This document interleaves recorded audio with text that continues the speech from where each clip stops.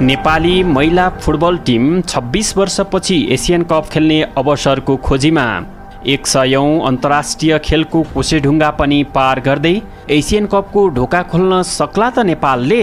नेपाली महिला football team 26 वर्षपछि Asian cup खेल्ने अवसरको खोजीमा छ। पहिलो पटक प्रो लाइसेन्स प्रशिक्षक प्याट्रिक डे वाइल्डको साथमा नेपाली टोलीले एसियन कप छनौट खेल्दैछ। नेपाली टोलीले यसै दौरानमा 100औं अन्तर्राष्ट्रिय खेलको कोसेढुङ्गा पनि पार गर्नेछ। हालको टोलीमा प्राय पुरानै खेलाडीहरू छन्। एकजना नयाँ अनुहारले टिममा मौका बनाएकी छन्। एपीएफए टिमकी डिफेन्डर प्रतीक्षा चौधरीले पहिलो पटक सिनियर टिममा मौका बनाएकी हुन्। नेपाली टिमले अन्तिम पटक सन् 1979 मा एसियन कप खेलेको थियो। समग्रमा नेपाल चौथो पटक एसियन कप खेल्ने लक्ष्यसहित मंगलबार उज्बेकिस्तान प्रस्थान गरेको छ।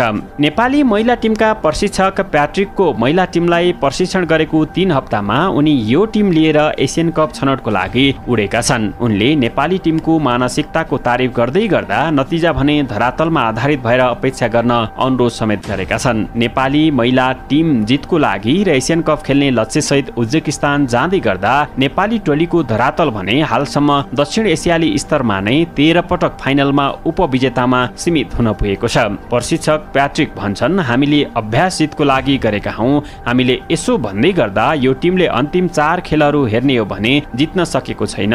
हामीले धरातल बिर्सन हुँदैन।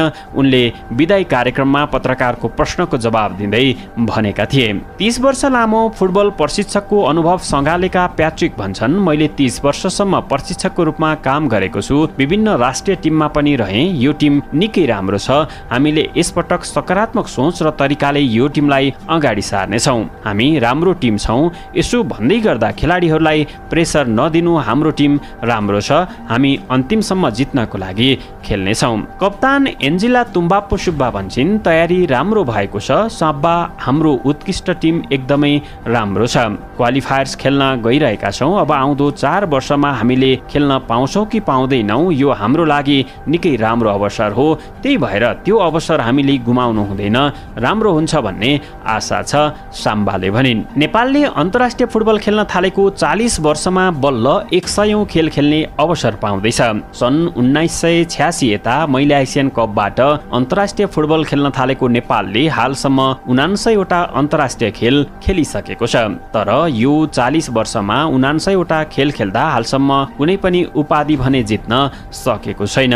त्यो नेपाली महिला फुटबलको अर्को तीतो सत्य हो।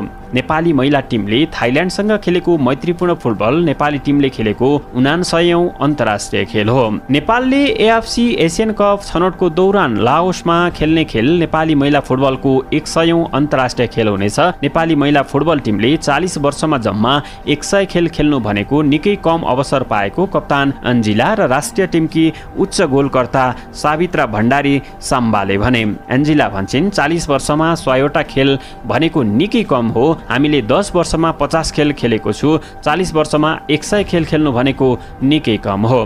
बिस्तारै हामीले एक्सपोजर बनाइरहेका छौँ। भोलिका दिनमा अझै धेरै एक्सपोजर पाउने छौँ होला। नेपाली महिला फुटबल टिमको लागि हालसम्म उच्च गोलकर्ताको रूपमा चम्किएकी फरवार्ड सावित्रा भन्छन्, खेलाडीको लागि 100औं खेल्न पाउने निकै राम्रो कुरा हो। सकारात्मक नतिजा दिने क्षण हो। हाम्रो लागि यो निकै विशेष हुनेछ।